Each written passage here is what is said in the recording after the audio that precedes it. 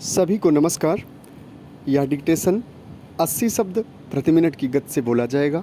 बिल्कुल नया मैटर है, ध्यानपूर्वक लिखिएगा। Ready, start. आर्थिक नीतियाँ, विशेष रूप से राजकोषीय नीति ने महामारी के बाद विकास सुधार को आकार देने में महत्वपूर्ण भूमिका निभाई है। राजकोषीय नीति महामारी के दौरान कल्याण पर ध्यान केंद्रित करने से अब सार्वजनिक निवेश संचालित विकास रणनीति की ओर परिवर्तित हो गई है, ताकि अवसंरचना के निर्माण में तेजी लाई जा सके। राजकोषीय घाटे को कम करने के मार्ग पर बने रहते हुए यह हासिल किया गया। राष्ट्रीय सांख्यिकीय कार्यालय के अनुमान से संकेत मिलता है कि भारतीय अर्थव्यवस्था इस वित्तीय वर्ष अधिक तेजी से वृद्धि करने की राह पर है।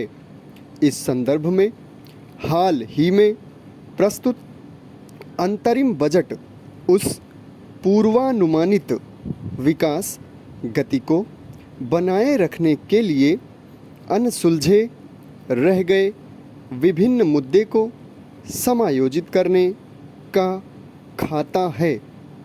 अंतरिम बजट एक ऐसा विवरण है जिसमें नई सरकार के सत्ता में आने तक आगामी कुछ माहों में सरकार द्वारा किए जाने वाले हर खर्च और सरकार द्वारा प्राप्त हुए पैसे का विस्तृत दस्तावेज शामिल होता है। इसमें पिछले वित्तीय वर्ष की आय और व्यय का विवरण भी शामिल होता है। अंतरिम बजट में आगामी चुनाव होने तक के खर्चों तक का दस्तावेजीकरण शामिल होता है, जबकि नियमित बजट में पूरे वर्ष के खर्च का अनुमान शामिल होता है। इसके अलावा आम तौर पर अंतरिम बजट में बड़े नीतिगत बदलाव की घोषणा नहीं की जाती है।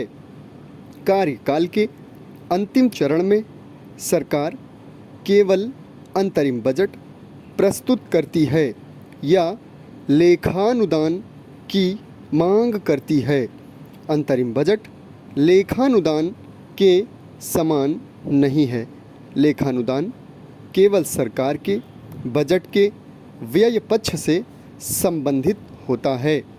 अंतरिम बजट खातों का संपूर्ण समुच्चय होता है, जिसमें व्यय और प्राप्तियां दोनों शामिल होती हैं।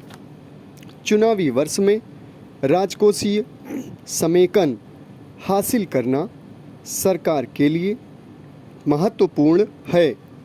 वित्त मंत्रालय के समक्ष दस्तावेज में अगले वित्त वर्ष में वृद्धि की उम्मीद है।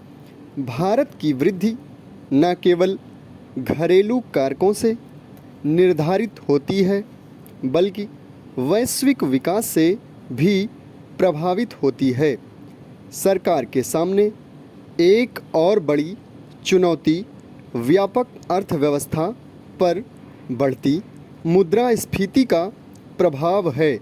मुद्रास्फीति आपूर्ति एवं मांग को बदलकर विकास को प्रभावित करती है और इस प्रकार उस क्षेत्र में कुल रोजगार को कम करती है जो रिटर्न के अधीन हैं। रोजगार के स्तर में कमी से पूंजी की असमानता, उत्पादकता में कमी आएगी। ग्रामीण भारत में देश की 65% आबादी निवास करती है और कृषि पर व्यापक निर्भरता रखती है। धन्यवाद। समाप्त।